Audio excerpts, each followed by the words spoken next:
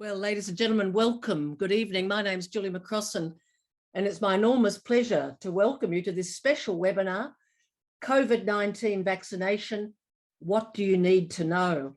And it's hosted by leaders of the Jewish community coming together, and we thank them for their work over the last week to make this happen. I'd like to begin by acknowledging that we're all on Aboriginal land and to pay our respects to elders past and present. For various reasons, I'm coming to you tonight from the land of the Kaurna people in Adelaide, and we have among our panel members and special audience guests, people from several different parts of Australia. Quick housekeeping before we begin. We're really here to answer your questions, and we welcome them right from now. You put your questions in the Q&A. You can see down the bottom right-hand corner there of your screen. If you click on that, you can write your questions.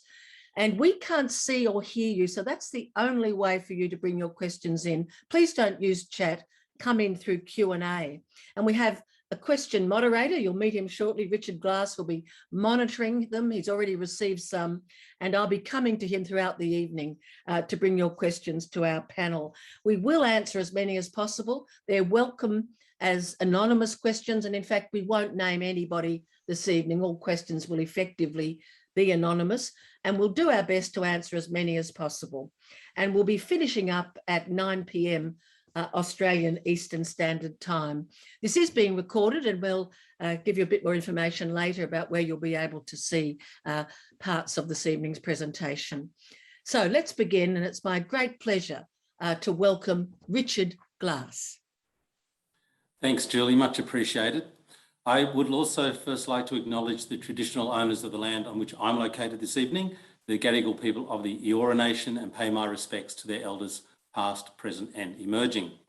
I'd also like to thank everyone attending tonight for coming along to this important discussion. It's one of a number of initiatives of the leadership of the Jewish community. When it was evident that the virus was wreaking havoc across Europe and it was feared New South Wales could be similarly affected, our community leaders created a forum comprising the leaders of the Executive Council of Australian Jewry, the Jewish Communal Appeals, CSG, Wobble Jewish Hospital, and the New South Wales Jewish Board of Deputies, whose President, Leslie Berger, is also the chairperson of that forum. Through the work of that forum and many other community institutions, our community has worked to provide various means of support, be that financial, social, physical, or emotional. And equally important is the provision of information, and that's the purpose of tonight's webinar. Earlier this year, with the Alpha strain seemingly under control and a vaccine on the horizon, it was hoped that the worst was behind us. However, the arrival of the Delta strain at a time when Australia's vaccination levels were low, not only in absolute terms, but relative to most other Western countries, the stakes were really raised. Frankly, we see the only way we'll get back to anything even remotely approaching a normal life, whether that be our social lives, our work lives, our spiritual lives, or indeed our mental health, is for an extremely high level of vaccination in the community. So this evening, you'll hear from a diverse panel, be able to ask questions and hopefully come to your own conclusion as to whether the most important thing for us is to be vaccinated, and that for the great majority of people, it doesn't matter which vaccine you choose, unless you have a medical condition which so dictates. We believe that the best vaccine is the one that you can get, but we also understand and respect that it's a personal decision. So as Julie said, please send through your questions. We have over 300 people in attendance tonight, so we'll do our best to get to them, but an apology up front now if we don't get to your specific question. Thank you, Julie. Thank you very much, Richard. Thank you, and welcome if you've just joined us. People are joining as we speak. This special webinar, COVID-19 vaccination, what do you need to know? Again, just a reminder, questions are through the Q&A section only. You just click down there on the bottom, right-hand bottom of your screen, and we will get to as many as possible. Just before we begin, I want to help the panel understand a little bit about what you're thinking right now as our audience. And so I'm going to ask our technical host, Michael, to put up the first of 4 poll questions. Question number 1, and if you could answer this, ladies and gentlemen, your current vaccination status, what most accurately describes your current vaccination status? Please click either 2 jabs completed 1 jab done, 1 to go, no vaccination as yet. Please complete.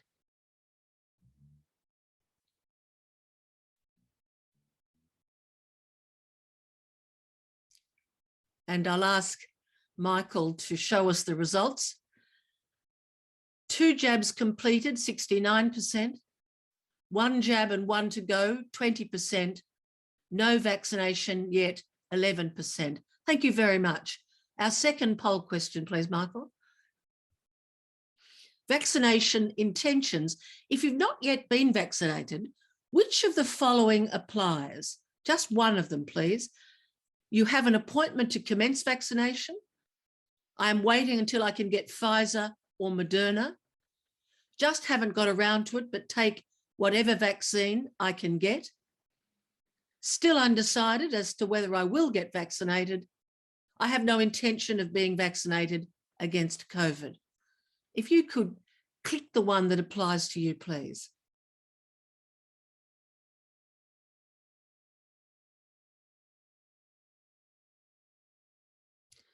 And the answer, please, Michael. So 38% have an appointment to commence vaccination. 21% are waiting until they can get Pfizer or Moderna. No one is thinking they just haven't got round to it. So you're all thinking and you're here, thank you. 29% are still undecided as to whether I will get vaccinated. And 13%, I have no intention of being vaccinated against COVID. Thank you very much. That's obviously out of that smaller group that haven't gone forward yet. Our third question, please. Have reports of very rare side effects caused by the AstraZeneca vaccine deterred you from actually being vaccinated? Yes or no?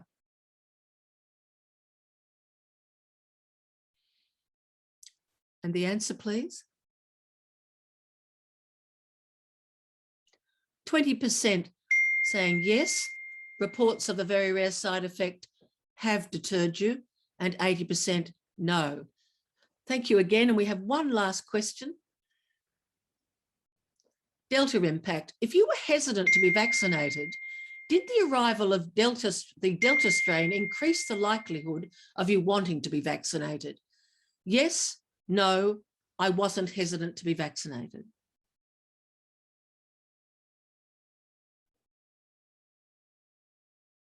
And the answer, please.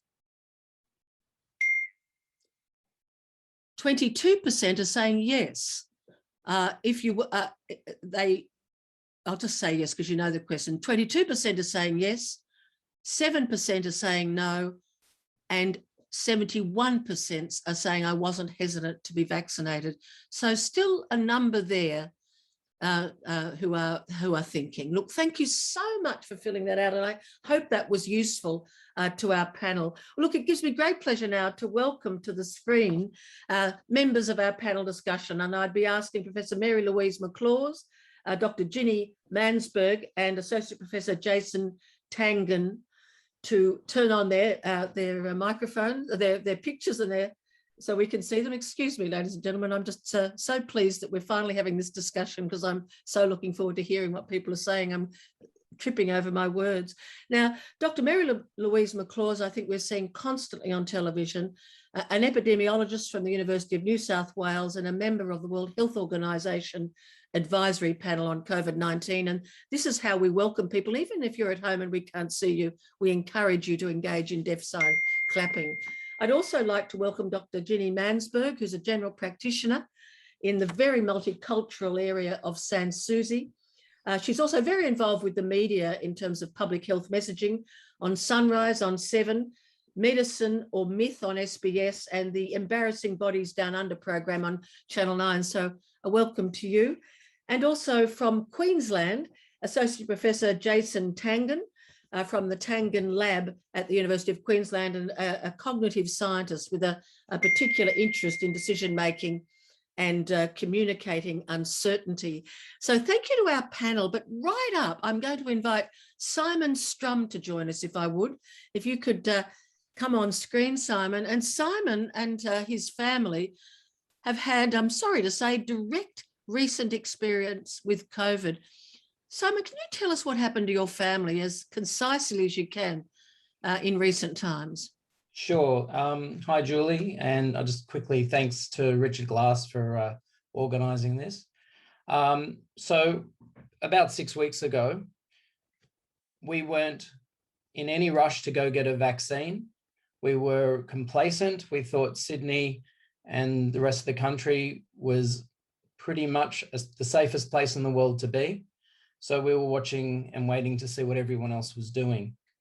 My son then came home on a Friday night and we went for Friday night dinner.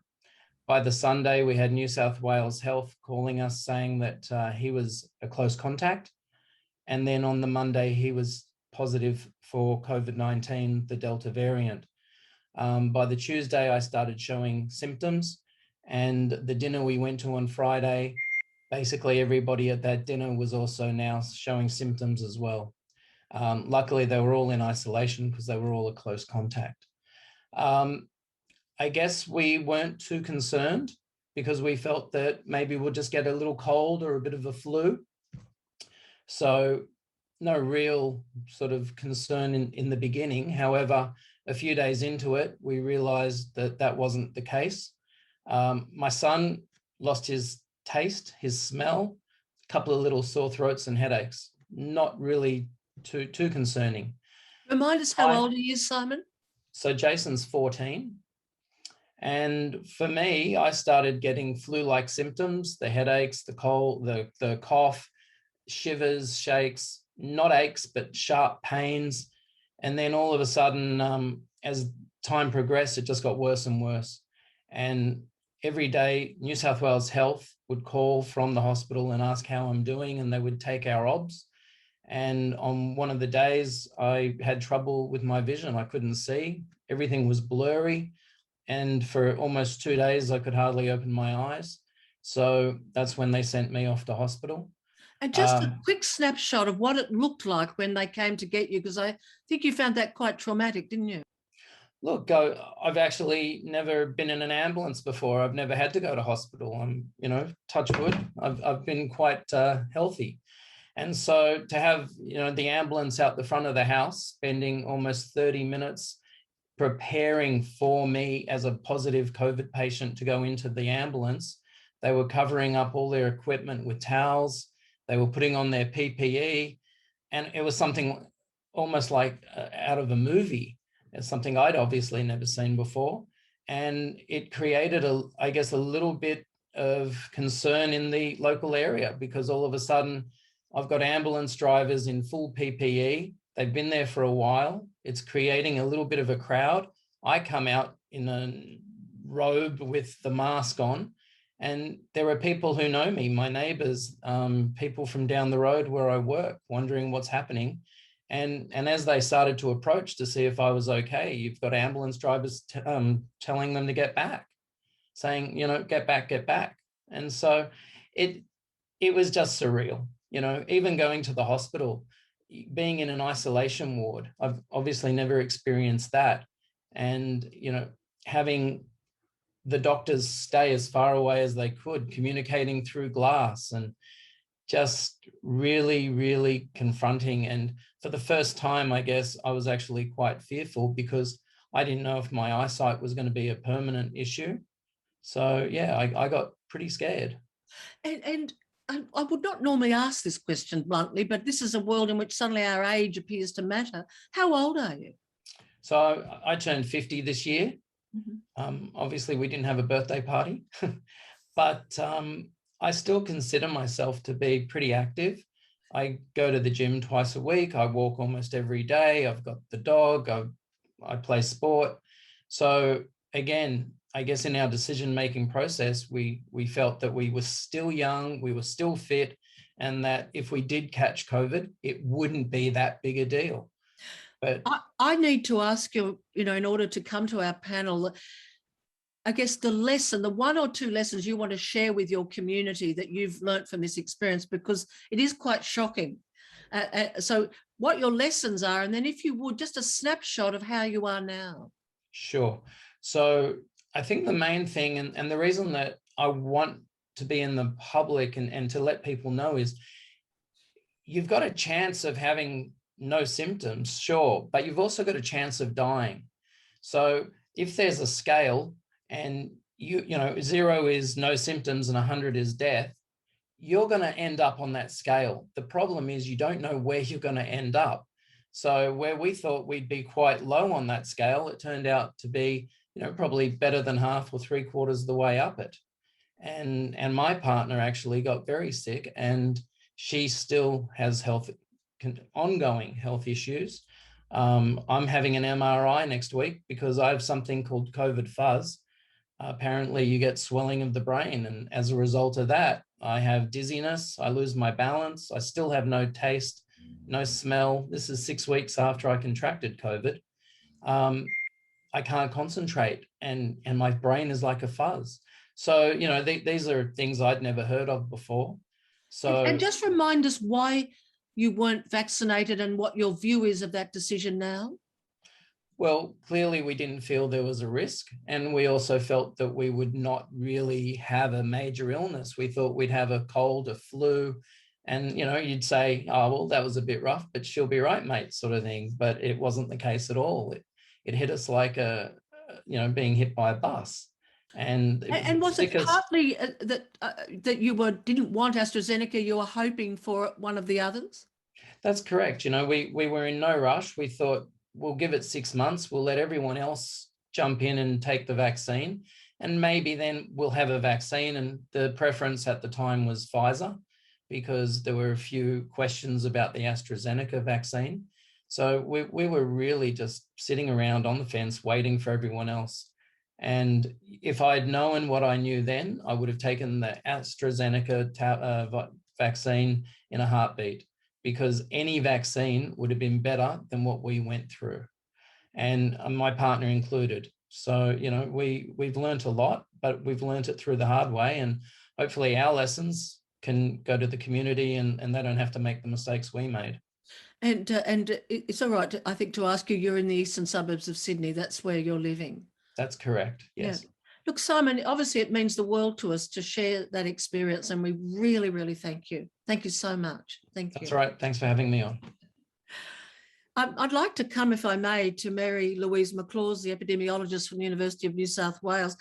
Just before my first question, your response there, hearing Simon speak. Yes, look, I was always very concerned when authorities would talk about, don't panic, it's mild. And I think that set up an idea that this was going to be a bit like the flu. So while they were trying to ensure that there wasn't a lot of panic, I don't think it helped. I don't like to use the term mild. I usually use the term non-hospitalized, because even if you're at home, you can still feel like a bus has hit you. And Simon's description of brain fog is well known, and it can last for a long time. And he's quite right, it's unpredictable. And you know, a vaccine can prevent all of this. And regardless of which vaccine you choose, both AstraZeneca, Pfizer, and we'll soon get Moderna, prevent you from having severe illness and hospitalization. So really, they both cut down the enormous risk of brain fog, unpredictable fatigue, and Ginni, I'm sure, will tell you all about any other, you know, major organ impact from COVID. And yeah, even look, the first dose of AstraZeneca or Pfizer will prevent all of those. Neither of the vaccines prevent at a high level symptomatic infection. And what we need to get through to the public is that take that first vaccine to keep you alive and keep you out of hospital, so that you don't have any complications from being hospitalized. But you need that second dose. If you're at all slow at getting around to getting that second dose, get it, because that second dose not only increases that likelihood that you'll remain outside of hospital and alive, but it cuts that infection transmission cycle, because that's where your antibodies really, your neutralizing antibodies really get to a high level. And so the first dose is for yourself, the second dose is for yourself and your community. and your immediate community. And as Simon has very nicely explained, you can't tell who is in that early phase of contagiousness, and he didn't know that his son had been exposed. And this is why, Delta is, I'll just finish because I'm sure you want to ask me another question, but Delta it has a shorter incubation period, which means you become more contagious, about 1,000 times more the viral load with any other strain. And so you can really push out those particles, and you don't have to be in close proximity with somebody. That 15 minutes isn't used as a definition of exposure anymore around the world. And also, it's learned how also to get around young children's immune system. And we thought, and this is just still a hypothesis, we thought that the previous mutations didn't get into kids because they had fewer ACE2 receptor sites, those receptor sites that the virus needs to get into. Well, this particular Delta, it's learned how to, because you're breathing out 1,000 times more particles, one of those is going to find that small number of ACE2 receptor sites, and it's learned how to hang on to them and penetrate fast. And that's where you're going to see more kids with infection than we've ever seen before. There's a couple more questions I want to ask you before I come to Dr. Mansberg, but could I just ask for a little clarification there? You say it's learned. Is the implication of that another reason, because we're unashamedly asking the community to get vaccinated tonight, let's be honest. Yes. So that's our core message, get vaccinated. But when you say it's learned, is another reason why it's important to get vaccinated is that this is still an unfolding story, and therefore give yourself the best chance of surviving and your family and community in an unfolding story? Yes, we're learning about the mutation all the time. So at WHO, we had a marathon meeting on Friday night that went until 2 in the morning about Delta, about the vaccine, about what we know. And we've had previous meetings all during the week about how this may impact infection control. Are we going to start changing guidelines? And we're still learning a lot. But what happens with the virus is it changes naturally anyway. But when we put it under pressure, either somebody has an immune illness and it gets into somebody, or partially vaccinated. So when you do have dose 1, please still consider yourself at risk because you don't want this virus to get in you, and you're now at the playground, the test tube for this virus, to learn how to get around your partially primed immune system. So this virus will continue to change, and this is one reason why I keep asking the public and the authorities to increase the goal, not from 80% of 16-year-olds and over, but 80% of the total population. And that's a big ask, but Ginni will tell you how fabulous parents are at getting kids vaccinated in Australia. We're one of the highest. She's got all the numbers and the experience. But we can get there if we set the goal high enough, because if we leave the total population vaccinated at around 60%, there's very, very good modeling to show that that is a sweet spot for mutation. I beg your pardon. I'm just going to emphasize that the critical message number 1 from Mary-Louise McLaws tonight is that second vaccination matters, not just the first.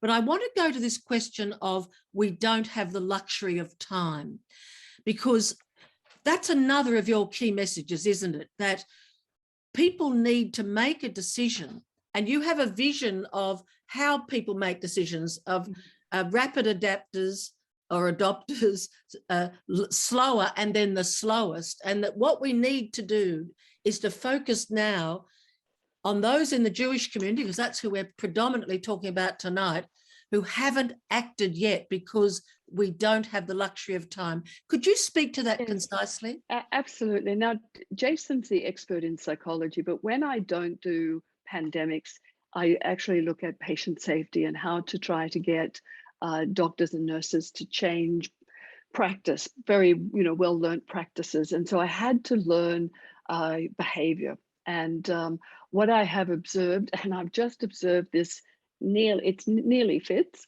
that there's a group that are early adopters like myself. Then there are those that adopt because the early adopters have shown it's safe. And then there are the last group, and they're often called laggards, which I think is unfair. We've got the anti-vaxxers, but we've got a group that in that third, and tonight we've got 29% undecided, who like to take a decision slowly. They'll take a very slow to decide who to marry, where to go for holidays, how to change their job, etc. But I'd ask them that while they fit in with this theory, please don't take too much time. You don't have the time to make a decision about this really important vaccine. And remember, your mum and dad or whoever was looking after you when you were a kid didn't take time. When there was a polio vaccine, they put your arm out, and you're well because of that. Please don't take too much time. We don't have it. Now I'm going to come back and I will be later talking to Jason about decision making, because that's so crucial. But before we come to our first set of questions, I want to welcome Dr. Ginni Mansberg, a general practitioner with over 30 years of experience working out of Sans Souci, a multicultural area. I think one of your key messages, Ginni, is that getting vaccinated is an act for our community, that it's what we do as Australians. I think Simon has brought home the enormous need to protect oneself and one's family, but can you tell us more why you see it as almost a community obligation? Yeah, and g'day everyone. I am also sitting on the Eora lands of the Gadigal lands of the Eora Nation, so I'd like to pay my respects to their elders past, present and emerging. So yeah, I think I am actually practicing in one of what we call an area of concern. So my patients all have to wear a mask all the time, and they've got some slightly stricter restrictions because the rates of COVID are so high for my patients. What I've been, we've got a very high rate of vaccine skepticism in the local government area where I practice, and I've been trying to engage with people around not just thinking about this as a personal journey, so what you're adopting for yourself, but the way we all need to get vaccinated to reach these critical numbers. Mary-Louise just made an excellent case about the fact that you just can't say 60% of people can do it. I'm not interested. It doesn't work for me. I don't like the sound of the vaccines, because that leaves the entire community vulnerable, including mums who are doing it tough because homeschooling is just literally wreaking havoc with their lives. And people whose small businesses that they've worked their entire life for are going to pieces. People who are getting sick, the elderly who don't have any immune system to battle this, people who for various reasons are very unwell and are really going to cop it. What you do is an act of love for everybody in your community, and please don't think about it just about a very, very personal decision around getting a vaccine. You've mentioned there that there's high degrees of hesitancy, or whatever word one prefers to use, in your community. And I think you've also are experiencing a lot of misinformation. And my understanding is that you think it's critical we communicate to those we love in our community that these vaccines have been more successful than anyone could have anticipated. What's your message there? I just feel like it was not that long ago that we were all saying we don't even know if we're going to get a vaccine to this COVID. We had tried coronavirus vaccines before. There had been a complete debacle. They hadn't worked. With flu vaccines, we have entire years where at best we're going to get 35% efficacy in the real world, or effectiveness in the real world. We didn't know what we'd be able to achieve. These vaccines have literally knocked the ball out of the park. We've been amazed at what they've been able to achieve. So I guess that is a really big component. But I think what we're going to hear from Jason is really critical in this, because just pounding people with information is not the missing link to get people to get vaccinated. I think doctors can come across as incredibly patronising and thundering people with facts, which makes us sound patronising and rude and arrogant, and that's unhelpful. We need to engage people where they're at And I think that Pat Turner in the Aboriginal community has really led the way at community control, and we need to pick up that model and see if we can extend that into other communities as well, where there is a high degree of hesitancy because a whitey like me doesn't convince somebody. Even if I throw facts at them, it doesn't help. You mentioned this idea of the Pat Turner, the national Aboriginal leader who's working with the network of Aboriginal health services, and it's controlled and initiated by the leadership of the local community. Is that what we're doing tonight, Ginni? I mean, this is in effect the Jewish community leadership reaching out to their community. Is this the sort of model you're actually advocating for? Absolutely. But I think in our community, you can see on the webinar tonight that 11% of people were not vaccinated at all. And a very small number of people, of those people who are not vaccinated, only 13% have decided that they're not going to get vaccinated. When you go out to other communities, those rates are much, much, much higher, particularly where English is not their first language, where the types of information that they're seeking might be predominantly from YouTube or other videos that are shared via email or via WhatsApp.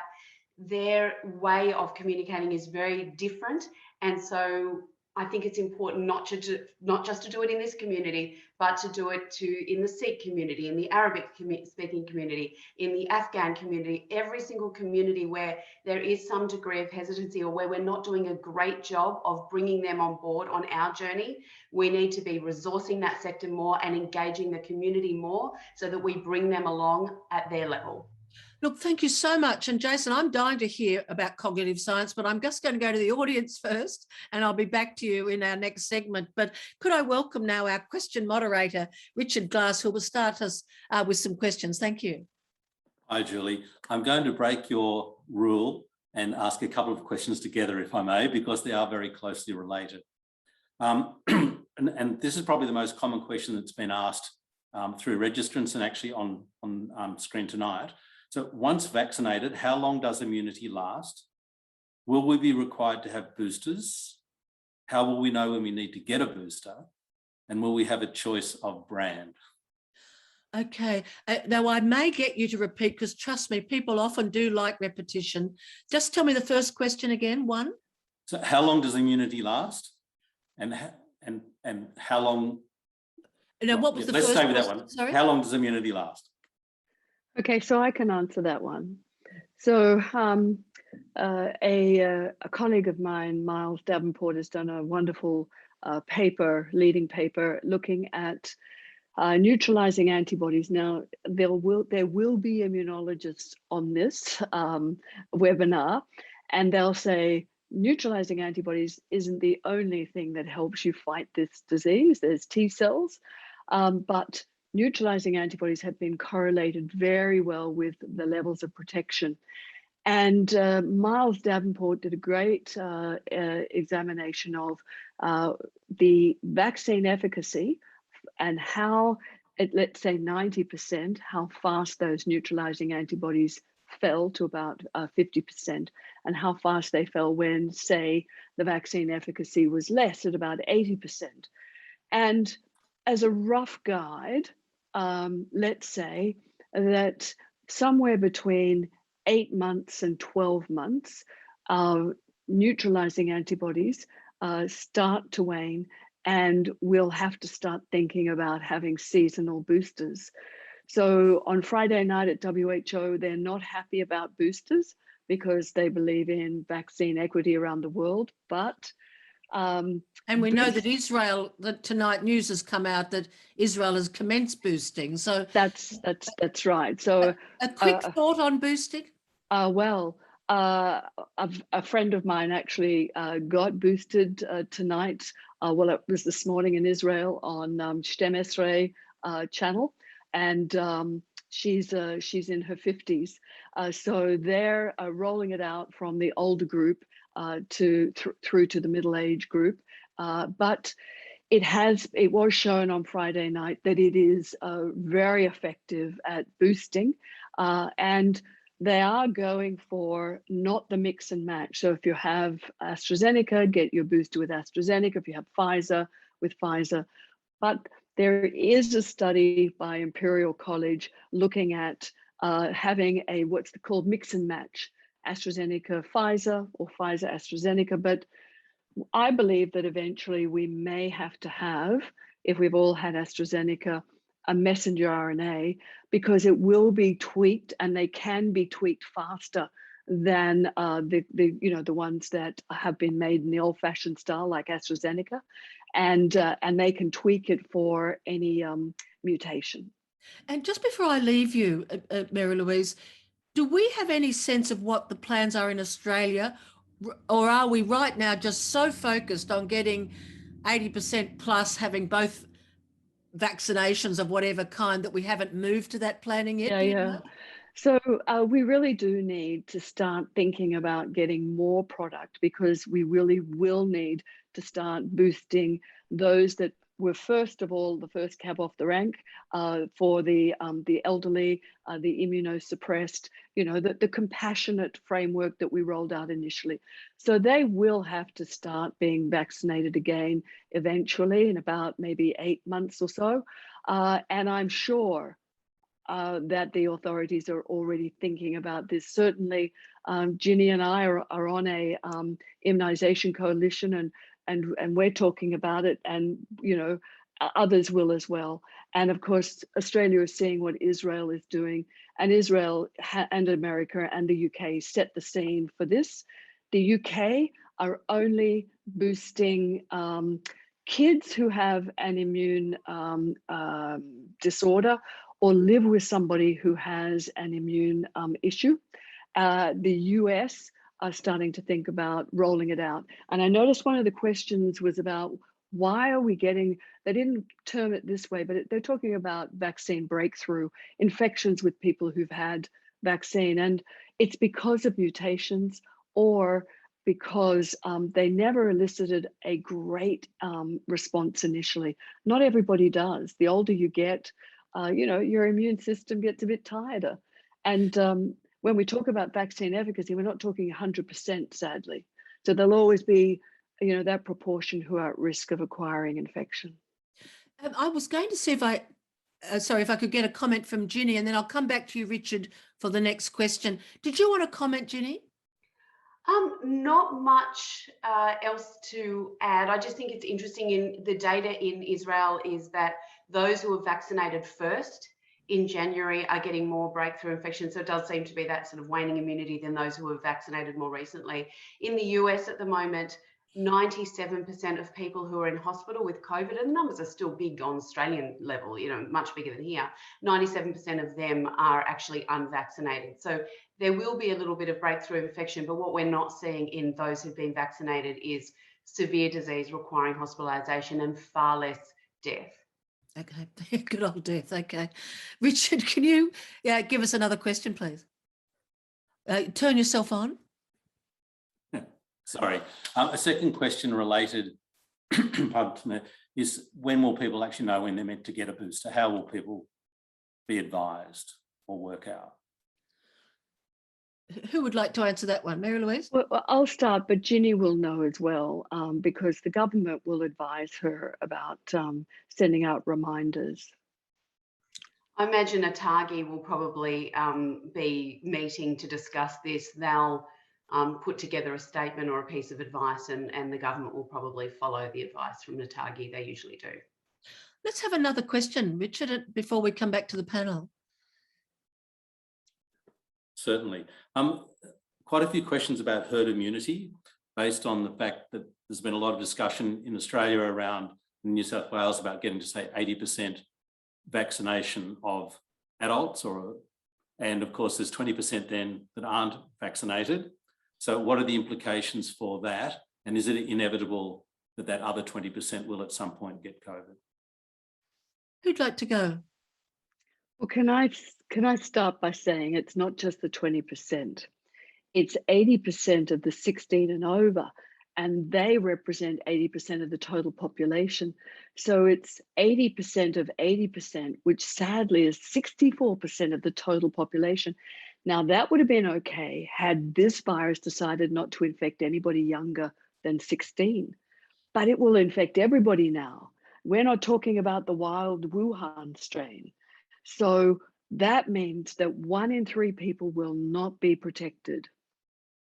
Can you just take one step back and remind us what is herd immunity and what proportion of the total population would have to be vaccinated? Or you tell me what is herd immunity and what should we be aiming for as a protection for our society? Okay. Herd immunity is a calculation that we do based on what the transmissibility is. And at the moment, that 70% of the adult population and 80% of the adult population was based on a transmissibility level that is so much lower than Delta at the moment.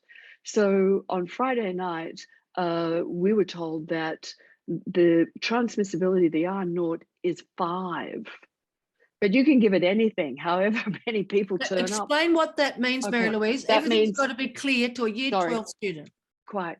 So if I'm infected, I can pass it on effectively to 5 others. They can pass it on to 5 others, etc. So you can see how fast it travels. So in an average flu season, Ginny, do remind me if I got this right, an average flu season, a normal flu season, we might pass it on to 1.1 other.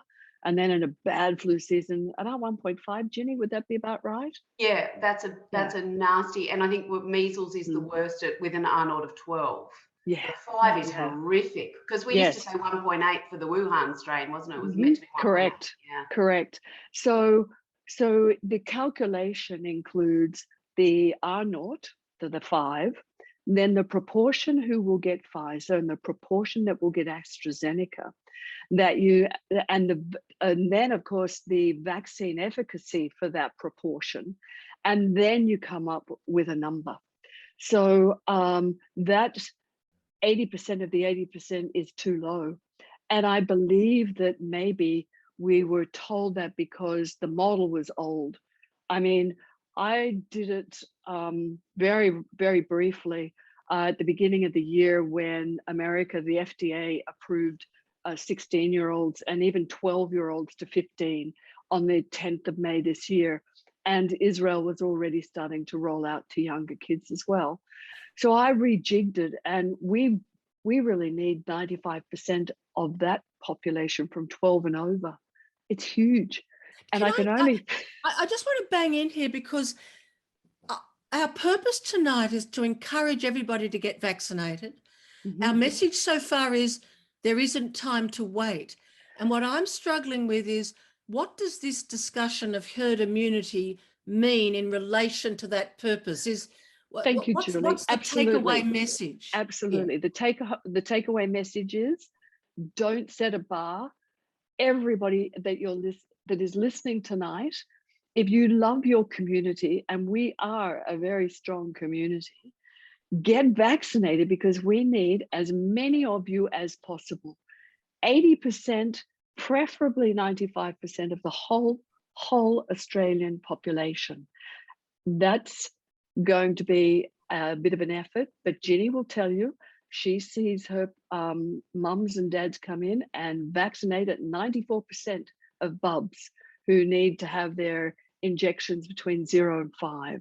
We need to take the vaccine to the people, and Jason will talk about this, of course, about how we do it. But Israel has 4 holim, so 4 insurance groups, and they just WhatsApp you and they tell you where to turn up.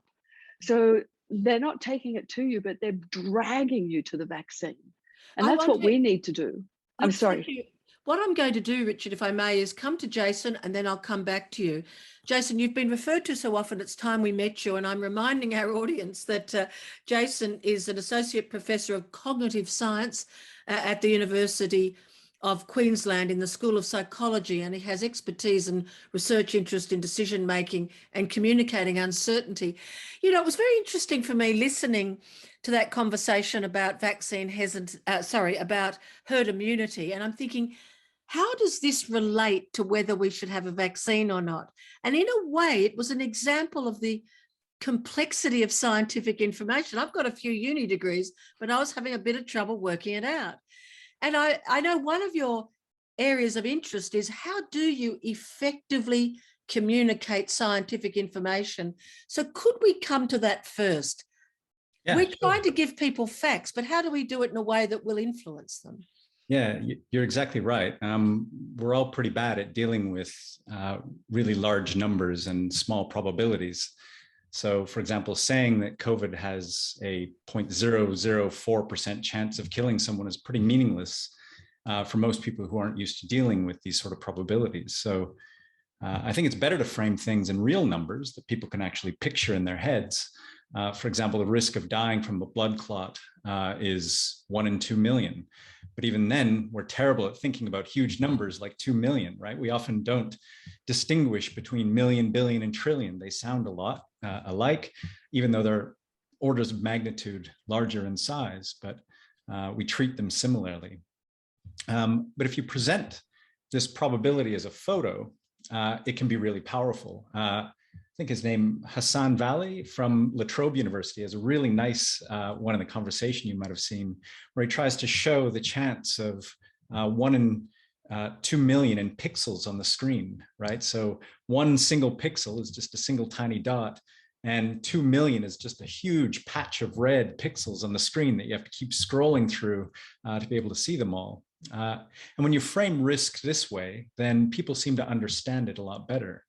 Another way of doing it is to compare it to other one-off events that we might encounter, which he did in that piece as well, and talking about, say, the risk of bungee jumping, which is 2 in a million chance of dying in that sort of circumstance, or rock climbing, or running a marathon, which is 7 in a million, or scuba diving, 10 in a million. So the risk of dying is far lower than many activities that most of us end up doing in these sort of one-off events, but more common risks like, a pedestrian accident or drowning or a car accident is far, far more likely, but it's not a good comparison because they're over a year and it isn't a one-off event like getting a jab. So what you're saying is try and use real-like comparable examples that we can imagine and use pictures. But as I understand it from our poll, and someone will correct me if I've got this wrong, we've got people watching this tonight who still haven't had a vaccine, right, and some who are still deciding whether to have a vaccine. And we've got experts saying, hurry up, you haven't got time to wait. That's where we're at. Yeah. What are some of the mental difficulties that people engage in when they're trying to assess risk? Help us to understand some. I guess they almost got a kind of thinking error. So what are the dilemmas people face in thinking, and then any thoughts on how we can help people overcome them to save lives? Yeah, you're right. Again, I think I teach a course actually called The Science of Everyday Thinking, which deals with a lot of these sort of issues. And we essentially cover a bunch of shortcuts that people use and traps that people rely on when thinking about these sort of everyday events. And of one is COVID, vaccination, and risk. And one of these traps I think is quite common is called the availability heuristic. So the idea there is we think about probability and risk by the examples that come to mind. So the easier an idea or a thought or a risk is to bring to mind, the more weight we tend to give it. Right? So if we're comparing two risks, the one that comes to mind first is the one that will weight more heavily. So this shortcut works most of the time, but sometimes it goes horribly wrong, right? So people often believe that murder occurs more than suicide, or more people die in fires than in drowning, or we're more worried about dying in a plane crash than a car crash, even though more than 3 Australians die in a car crash every day, right? So when you think about these risks and when you think about these sorts of events, it's just how easily they pop into mind. And the same goes for reports of vaccine side effects, right? Dying from AstraZeneca, then you can easily think about the number of people that have died or that have had severe side effects than you can all the people who have quietly lived their lives, who are saved by it, right? They don't come to mind because you never hear about them. Right? What doesn't flood to mind are the many tens of thousands of people who got the jab without any ill effects whatsoever. But of course, these examples don't come to mind because we don't hear about them. So there are some people watching this right now hesitate, that they're not vaccinated because they're afraid of a risk, or Mm. they're not vaccinated because they won't take AstraZeneca and they're waiting for Pfizer or something else. What advice would you give them in terms of how to think through their circumstances? Yeah, I mean, we talk about some of these traps that people tend to fall into, but we're not at the whim of these necessarily, right? We're smarter than that. We can do complex things like long division and taxes. We're not at the whims of these sort of traps in our everyday thinking, and so we can kind of stop, take a breath, and think through rationally about what the correct sort of response is. I mean, and it's funny, just before, it was March last year in 2020, and one of the students in one of my lectures tested positive. He was one of the first in Brisbane that tested positive, and so it was quite scary. But around that time, in fact, a couple of weeks later, I was scheduled to fly to Nepal. My partner and I were going to Nepal to hike to Everest Base Camp. So we got stuck with every jab under the sun. We got meningococcal, typhoid, Hep B, Hep A, everything. We didn't think anything of it because that's what you do. You go to the GP, you get all these jabs. And at no point did I weigh even the risk of any of those sort of things. But we're kind of in a totally different world at the moment, where we almost have too much information as a result of this completely dominating our lives all the time. And so we're in a very sort of luxurious position to be able to weigh the minute differences between particular vaccines, which I think is almost silly in some respects, especially when we're going to be talking in the future about boosters and mixing vaccines. It's going to be a complete non-issue soon. Thank you so much. Just before I come to you, Richard, I want to come to a young woman, Chloe de Winter, and Chloe's 30. And we've just been hearing about decision-making, Chloe, but you decided to get AstraZeneca. Can you introduce yourself? And I should say that Chloe is from Melbourne, but currently in Queensland, and is the founder of Go Chloe Pilates, an online Pilates platform, and at some point is going to help me to get a, what are they called? A core. But tell us, why did you decide to get AstraZeneca? You're 30. I know. The main reason is that I just felt really helpless. The government, I was following everything the government was telling me to do. I was locking down when I needed to, way too many times in Melbourne. I was following all of those health objectives, but they are telling us we need to get vaccinated. And as a young person, I felt so helpless that I couldn't do that. And so a few people around me started getting AstraZeneca, and I started to look into it, and I weighed up the risks.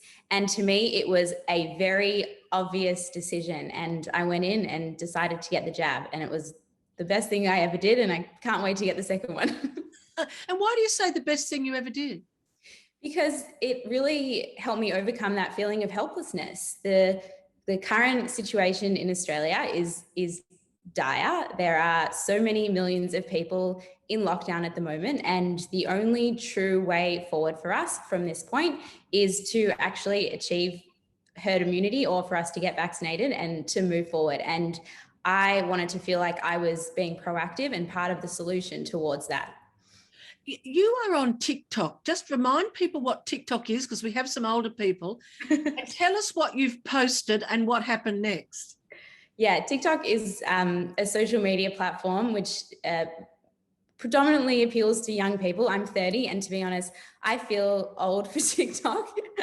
But after I got my AstraZeneca vaccine, I uploaded a video of myself coming out with the Band-Aid, the token Band-Aid on my arm, some writing saying the way everyone feels when they're under 60 and they get AstraZeneca, and Mariah Carey's Hero playing in the background. And I thought it was quite funny, because I did kind of feel like that, but I was just making a bit of a joke, and clearly it resonated. That video is now at almost 200,000 views on TikTok and is still climbing. So yeah.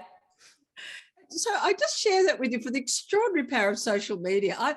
Chloe has sent this to me. I've had 2 AstraZenecas, and I have posted on LinkedIn and Facebook and Twitter, and I haven't achieved anything like this. I may not be as young and attractive also as Chloe, but it is an example of I guess the youthful. I mean, there's a lot of young people on TikTok, and they're saying "Go girl," aren't they? Yeah, predominantly. And yeah, you raise a really good point. Like Dr. Ginni was talking about appealing to different communities and finding ways to really get the message out to different communities. And I was able to tap into a new community, and I'm sure encourage more people to get vaccinated and more young people to consider getting AstraZeneca now before they are eligible for Pfizer. And look, I will share that with everybody, and they may post it later. I'm going to come to Richard for questions, but Ginni, a quick comment from you. I can see you're busy, and I know what a practical GP is like. You're probably answering questions online. But how do you respond to that? 200,000 young people. There's an enthusiasm there that's very different from the community. You've given us a sense where people are resisting the decision. Yeah, but interestingly, I'm seeing many more young people of Chloe's age, so community-minded, these are good people who are ethical, and they all say, I am doing this for my community, I'm doing this for everyone else. I have got so many young people saying, let's just do this. The hesitancy is actually coming from the older people. So I'm seeing a lot of 50-plus-year-olds who are saying, I'm not interested, I don't want to get it, it gives you cancer, it makes you infertile, they're 50. I think it's best not to repeat the misinformation. That's just something I was going to come to Jason about later, but they have a whole lot of... Bobomyces, we call it. What do you call them? Bobomyces. It's in the Yiddish, it's rubbish. But anyway, it's all the rubbish that they come up with. But it's... The young ones, that's my favorite consultation, because these guys they're so good and they are so enthusiastic, and it's also, they're like, all my friends have gone and done this as well. So it's not that they're just doing it on their own. There'll often be 16 of them in a WhatsApp group who go to the pharmacy and get it done. It's amazing and really life affirming, I think. I'm so proud of everybody who does that, and thank you. Very, very grateful. Yeah, well said, Ginni. Well said. Chloe, thank you. And I'll come now to Richard for some more audience questions, please. Thanks, Julie. A couple of questions around the fact that young kids can't be vaccinated at the moment, and unlike Alpha, the current strain, Delta, is far more contagious. So looking for advice to parents with young kids as to what they should do until such time as kids can be vaccinated. Can I come to Mary-Louise, and then Ginni, you come in for anything additional? So where are we up to in terms of the age at which young people can get vaccinated? And I think there are differences between states, aren't there? Well, the TGA approved 12 to 15-year-olds to receive the vaccine. FDA in America are doing research in 5-year-old to 11-year-olds and 6 months, years of age to 4 years, looking at smaller doses. So I think as soon as America starts showing us the safety in the kids under 12, we may be considering the risk versus the benefits. Certainly the 12 years old and over, the US provided a lot of safety data, and they've been injecting 12-year-olds to 15-year-olds now. And as I mentioned, it is legal in Australia. It's just that Australian authorities have focused on a phasing approach, and they haven't included kids yet because they don't think that they may not have enough vaccine yet. So we do need the 20 or the 16 to 39-year-olds. They are the group that's have most infections. 49% of all locally acquired cases since the beginning last year are in young people.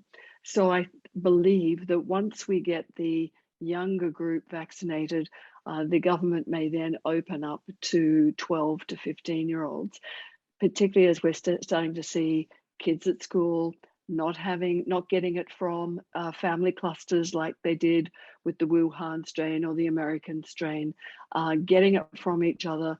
And of course, there's schools in Melbourne as well. And of course, now in Sydney, sadly, a school for special needs kids as well. So special need kids, Ginny will talk to this, but you know, that they will be a priority, but all other kids should be. They'll probably just have to wait their turn. And epidemiologically, if I was running it, I'd say, please, you know, I think Ginny and others have said the group that are the most resistant are not the young, and the young students at my university are stunning, just like Ginny has said. She must have been to my university recently because they are getting a campaign ready. They're amazing. It's the 40-year-olds to around 69 years who are a bit slow. But so epidemiologically, I'd ask to them, please get your second or even your first dose done, then that epidemiologically important group, and then the next priority is kids. But over to Ginny.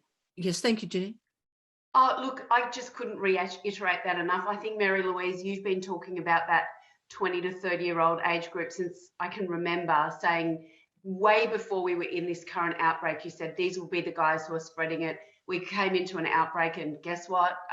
You know, it's terrible being right, but it's exactly what has happened. And this is the group that has struggled to get access to a Pfizer vaccine. They are the ones spreading it. They are our essential workers. And yet, amazingly, they have stepped up to the plate, particularly the younger ones in that cohort. And just the minute the government said, go and get an AstraZeneca, whatever vaccine you can, they've just been amazing, much better than what we thought was going to happen, which has left this particular group unvaccinated and vulnerable. And I'm just going to say we've got a lot of questions, so let's try and get through a few with a little bit more brevity, please, even though everything you say is interesting. Richard. Should a pregnant woman or a woman who's planning pregnancy be vaccinated? I might come to Ginny, if I may. Yes, so with caveats. So at this point in Australia, only the Pfizer vaccine has been approved for pregnancy. Whereas if you're planning to get pregnant, you can get the AstraZeneca vaccine. It's also the only one that's been approved for breastfeeding women. At the moment in New South Wales, we have now got pregnant women as a priority. And so they are they do have access to the Pfizer vaccine. Unfortunately, breastfeeding women do not. So they can't get the AstraZeneca vaccine. They also can't get the Pfizer vaccine because they're currently, most of them are not in the age group where they're qualifying for it. So it's a really big black hole for our community, unfortunately. We know that pregnant women have a much higher risk of severe COVID, and there also is risks with preterm birth, early delivery, and poor outcomes all the way through to the first 6 weeks after delivery. So yes, it's recommended by RANZCOG, the Royal Australian New Zealand College of Obstetricians and Gynecologists, and you are approved for it once you're pregnant to get the Pfizer vaccine. If you're not pregnant yet, then you can't get the Pfizer vaccine unless you fall into a special group, and so that's the AstraZeneca. And just any international experience from you, Mary-Louise, on that pregnancy question that you think is important to know?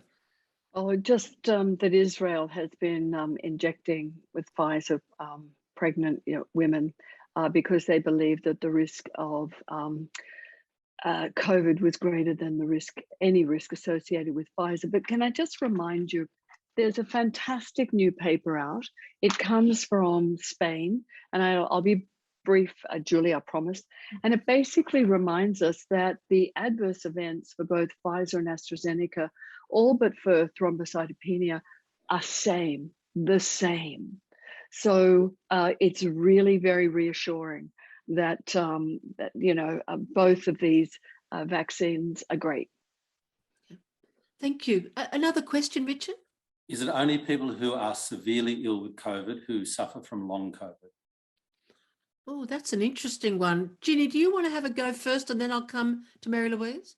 So most of the studies that were done early were done to follow up people who had been admitted to hospital. So the data that we had early was, yes, mostly done in people who had had severe COVID.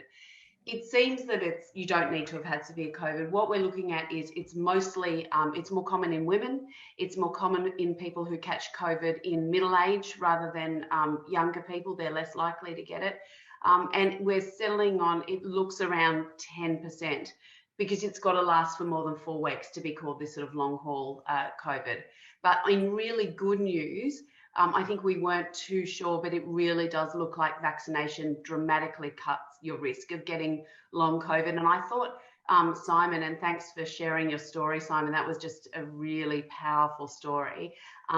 That's just a really salient reminder that someone who's never set foot in a hospital, that's how healthy he was, and didn't even know what it was like to be in an ambulance, is now to this day suffering to the extent where, you know, could any of us afford to just go out of the workforce afterwards? It's a really big deal, and it should be, don't just think about COVID, about killing you. There are other things that happen as well that are really, really awful. Any other comment from you, Mary-Louise, on that? Just to say that I was contacted by a nurse recently who said that she didn't have hospitalized COVID, so she was non-hospitalized, but she said it hit her like a bus, and she still has such a terrible, unpredictable fatigue that she sadly lost her job because she couldn't work out when she could get to work. And, you know, as you know, nurses and doctors have to be able to be reliable. And so you can ruin your, you know, your future for quite some time. And there are help groups that I'm sure Ginni can put people in touch with. And you know, it's a very big area of research at the moment. It started in the UK when they really started observing it in young, fit people. I'm going to ask more questions of you, Richard, in just one sec. I just want to ask Jason Tangen, our psychologist, our behaviour expert, on one question so I don't miss it, because our time will run out. And that's this, Jason. You know, earlier someone began to say some of the myths they were hearing, and I quickly jumped in and stopped them. Now, what was driving that behaviour in me was I feel like some myths are so powerful in their capacity to influence people that it's a risk to even mention the myth. On the other hand, if you don't mention the myth, how do you bust it? And I wondered if we could just have some guidance on that challenging issue, because there'll be some people watching this who are trying to influence people in their community or family members who've got misinformation in their head. How do you manage that? Yeah, it's tricky. You're right. Misinformation can certainly do damage. Misinformation is spread either by mistake or with intention to mislead, at which point it's disinformation. But misinformation is also really sticky, as you said. So fact-checking can reduce people's beliefs in false information, but misinformation often continues to influence people's thinking even after they receive and accept a correction. This is called the continued influence effect. So it obviously persists for some time, as you said. So for example, we know that the best way to sterilize your mask is with detergent and water, and then let it dry.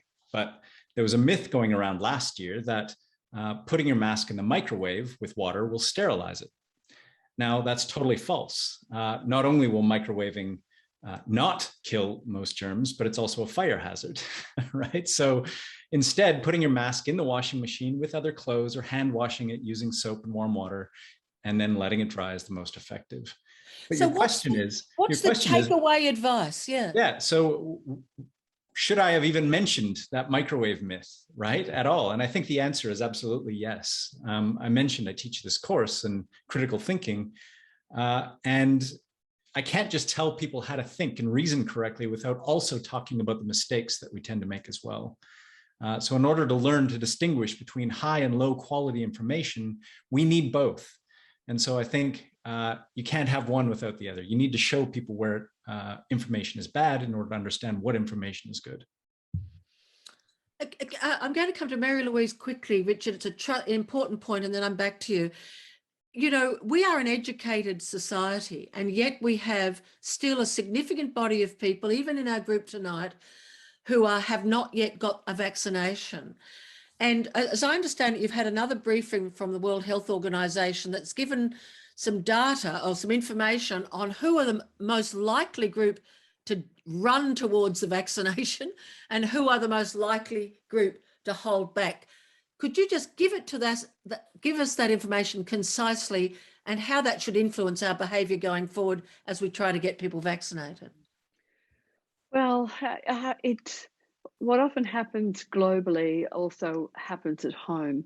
So if you go to the government website and have a look at vaccination by dosing by age and sex and state, you can see very obviously that the elderly or the mature, the 70 years and over, have been able to get vaccine. It's been made very available to them, and it's been rolled out on a compassionate level. And that has been obvious, and it's been around the world. COVAX facility framework, where WHO dispenses vaccines to members, dispense it hoping that it will go to a compassionate framework of the elderly and the frontline workers. So they have been getting it. There's no problem. Their second dose level in Australia is up to 50% of that age group, and that's the highest uptake of second doses. And the young have been neglected terribly around the world. But as you know, Ginni has spoken, and of course our young Chloe has also demonstrated they will take it up. They just haven't had the access. And with people like Chloe spreading the news that it's safe, then they will start taking up AstraZeneca. The reason that I quite like the young having Pfizer is there's only 28 days between the first and the second dose when you've got circulating variant of concern. But it's that 40 to 69-year-old age group that is slow to take it up. And but isn't there also a division between those who are well educated and in a higher socioeconomic group, compared to those who are unemployed, disaffected, or poor? And that's absolutely. So Israel has actually shown this very well, and so has America, that those on the higher socioeconomic level, for most of those age groups, pick it up very well. But it's those who are underemployed and outside of society. You know, they are not fitting in. They may have mental ill health. They don't have a job. They've got a lot of things they worry about, let alone a vaccine. And they're the group, like our homeless, like our underemployed. We need to go to them. And we can't think that everybody's okay if they're not brought along with us. And Israel had that problem of trying to get that group towards the end. I just wanted to share that with our community tonight, because we have to give thought as to how that population, because will get vaccinated, because this is a virus that is so infectious and easily transmitted that we need everybody to be vaccinated, don't we, for all of us to be safe. So I just wanted that, because that critical thinking that Jason's talking about is often learnt in the higher levels of high school or at university or TAFE. But coming to you, Richard, let's try and get a couple more questions done. Sorry. Sure, no problem at all. If someone is fully vaccinated, can they still be infected and pass the virus on to others? Ginni? Yeah, so no vaccine is perfect. We've got pretty good data that both the AstraZeneca and Pfizer vaccine and the Moderna one that's coming in soon, you'll be able to get that from your pharmacy. They're all very effective, over 90% effective of keeping you out of hospital and against death. What we did think in the beginning was that the vaccine halved the viral load coming out of people who were infected. But there was some data that came out of the CDC that showing that the Center for Disease Control in Atlanta in America, showing that in fact people who catch COVID at all, even though they get a milder form, are still emitting very high amounts of virus from themselves. Now, that is a concern, because then that really does put the unvaccinated at enormous risk, because they can be walking through the community, they can come across people who are vaccinated, feel great, are not aware that they're carrying the disease, and are actually passing huge amounts of virus out to others. So we know that at the moment, 50% of people who catch COVID catch it from somebody who has no symptoms whatsoever. We now know that temperature scanners are absolutely useless. They do nothing to prevent the spread of COVID. But what we do know is that this new Delta strain, it has a huge viral load. As Mary-Louise was saying, it's an enormous viral load at a different level. And yes, you can still pass it to others, even when you've been vaccinated and feel okay yourself. Okay. I might come to another question, unless Mary-Louise, is something crucial you think needs to be added? No, thank you. Richard, another question, please. Would it help if people who were fully vaccinated were allowed certain privileges, whether that's attending, cinemas, events, etc., and unvaccinated people not allowed to attend those? Would that be an incentive to increase the number of people who do get vaccinated? Mary-Louise, can I come to that? Because WHO must be talking about that. So human rights, you've got to constantly think about human rights all the time. And the other day, Arthur Moses, Patrick Kaiser, and Henry Cooper, three barristers, put on an excellent webinar about what employers are allowed to do if there is no alternative. And this is what WHO expects. If there's an alternative, such as testing people, and they can test them with rapid antigen tests to go into mass social venues, for example, or on a plane, then you've got to let them on. If, of course, they work with vulnerable people, patients, example, then you can give them advice that you will expect them to have a vaccine. You just have to give them warning. Take home message: get vaccinated. But there will be people who can't be medically vaccinated, and there will be those religiously or for cultural reasons haven't been able to take up AstraZeneca, but now we're getting more Pfizer, more Moderna. That problem has been negated. Got a couple of questions here from people who say that their yoga teacher, their dentist has asked them to not attend their class or an appointment for 2 weeks from the time of vaccination due to the possibility of toxic vaccine shedding. Is that true? Ginni, can I come to you? No. I mean, I kind of, I understand that a yoga teacher probably hasn't done a science degree. Many of them have, but a lot of them haven't. But I'm really surprised that a dentist would think that, really a small piece of, not the entire spike protein, but a small amount of a spike protein of a virus could actually reconstruct itself into an entire virus and then shed out of your immune system. Scientifically, that's simply not plausible. That's very disappointing that would have come from one of our dental colleagues. Thank you. Richard, another question? Yes, it's similar to one of the others, but is it safe to be vaccinated if you're being treated for cancer or have had recent cancer treatment? Ginni, I'll come to you again there. Yes, so there's sort of no evidence that it certainly doesn't run amok in your body and turn into a huge amount of virus. So it's not a live vaccine, for example, like some of the shingles vaccines. But if you have any concerns, speak to your oncologist. What we were seeing was some concerns with people who are on immune suppressant drugs. Would the vaccine work? Not that it was going to be dangerous, but would there be any point in having a vaccine if you're on, let's say, some of the treatments for rheumatoid arthritis or psoriatic arthritis? Yes, it does seem to work, which is really important because they're people who have a suppressed immune system. People with cancer, they get sicker. So we really want to protect that cohort of people. So yes, we would urge you to get vaccinated, but if you have any concerns, speak to your oncologist.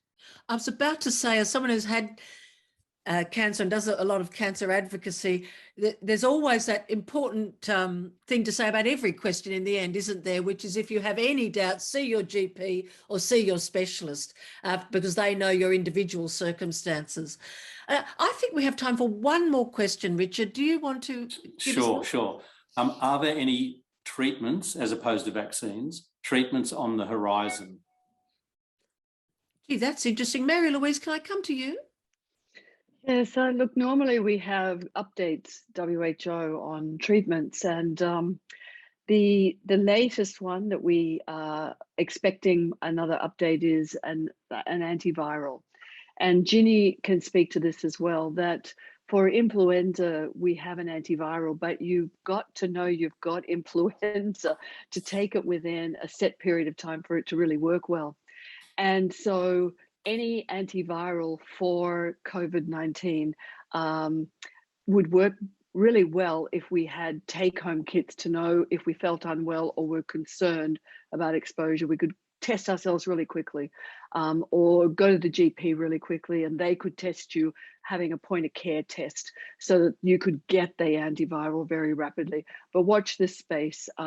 More of that will come about. And of course, monoclonal antibodies, they're expensive. Trump had it, he had polyclonal antibodies, and who knows at what stage he was in his disease and whether it was effective for him. But it looks good, but it's not something that is necessarily cost effective for a lot of countries. Can I just ask Simon, are you still there, Simon Strum? Hi, I just want to come to you. We're very close to closing, but I remind people, if you've just joined us, that Simon is someone who has had COVID and is in fact still dealing with the impact from it. And, you know, as I speak as a girl who stopped science in year 10 and became someone who was more interested in English and the law, what's your final message to people watching this who've listened intently and they're still thinking, yes, but will I get vaccinated, or thinking, will I wait for a particular vaccine? A final word from you, sir. It certainly doesn't matter what vaccine you get, as long as you get a vaccine. If you're going to think about getting a cold or something, you're totally wrong. You might end up with very mild symptoms, but you could die. So if you want to take that risk, that's up to you. But I think it's very selfish if you don't get the vaccine, because those in your family, those close to you, they can also suffer. One thing I didn't mention earlier was that Jason got his COVID from his grandmother, and her brother died of COVID, and 2 of her relatives are still in ICU 6 weeks later. So, you know, please think of other people. And if you're looking after, you know, kids, you need to look after yourself to look after others as well. So whatever you do, get any vaccine, who cares what, as long as you don't get as sick as, you know, you would if you didn't take the vaccine. Well, thank you, Simon. Thank you for staying with us and giving us that, you know, moving and pertinent message. Thank you so much. And I'll hand over to Richard Glass, if I may, as we move towards the end of our forum. Thanks, Julie. I just want to thank everyone who's spoken tonight on the panel and our guest speakers. It's been really compelling listening, and I hope our audience has enjoyed it as much as I have. Also like to thank you, Julie, our indefatigable MC, for your support, much appreciated. Attendees, we will be sending out an email just to get some feedback from you, so please look out for that, and we'll also include a few links and URLs that might help you around some of the topics that we've discussed this evening. We also will be releasing a recording of this webinar, and we'll advise you where you'll be able to see that as well. I also just like to mention, if I may, a little advertisement here. Walper Jewish Hospital regularly holds wellbeing seminars with Julie emceeing those as well. And we have one coming up that's pertinent to what we've been discussing tonight. It's called Building Resilience in Our Teens During a Pandemic. There's a lot of practical strategies for parents and grandparents of adolescents and teens dealing with anxiety and uncertainty at the moment. So that's on the 1st of September at 7:30 p.m.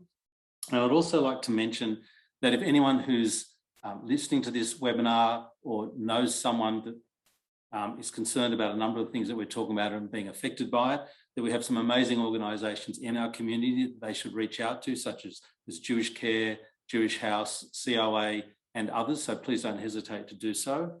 And again, thank you for attending. And I would like to hand over now to Leslie Berger, who is the President of the New South Wales Jewish Board of Deputies. Thank you, Leslie. Thank you, Julie. Thank you, Richard. I also wanted to thank all of our panelists and guest speakers tonight. It's most appreciated. It was a very informative evening. I also, Richard, need to thank you and Alex Ripchen in particular for organising tonight's webinar. I found it incredibly informative. You know, we covered so many issues, and I can't summarise them all, but some of the key takeouts for me were, firstly, do we have the luxury of time? And the answer is clearly no. We can see what's happening in New South Wales. This disease is very serious. As Simon's experience showed, it is a very serious illness, and it is highly infectious. And what we didn't discuss today is the timeline from having 1 to 2 jabs and then actually getting full immunity, because there is a lag. Once you have your first vaccine, then depending on the vaccine, it could be several weeks later to a couple of months before you have your second jab. And then it's only 2 to 3 weeks after your second jab, you achieve full immunity. So there is no time but the present to get a vaccine. Now we know there is vaccine hesitancy, particularly when it comes to the question of whether or not you should have the AstraZeneca vaccine. And I think that Jason's analysis, where you put the risk in context, when you compare it to other common risks, is a great way of analysing it and understanding in real terms just how low the risk is from having the AstraZeneca vaccine. Of course, you have to speak to your GP given your personal medical circumstances, but it's something with the Jewish community leadership, we are encouraging people to have any vaccine. The best vaccine is the one you can get today. And ultimately, and I found this very interesting, we all have a responsibility to get vaccinated, not just for our own health, but also for the health of our family, our loved ones, and our community.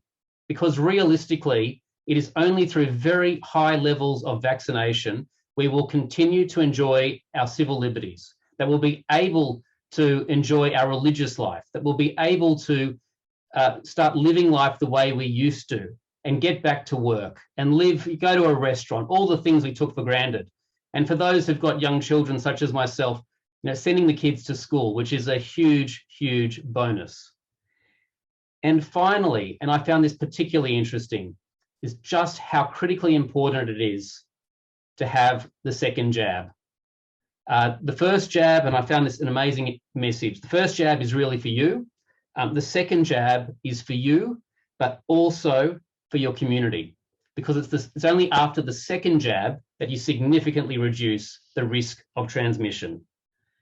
I wanted to thank everyone again for your time, your patience. It's most appreciated.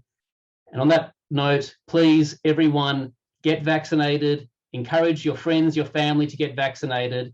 It is our only pathway back to freedom. Thank you.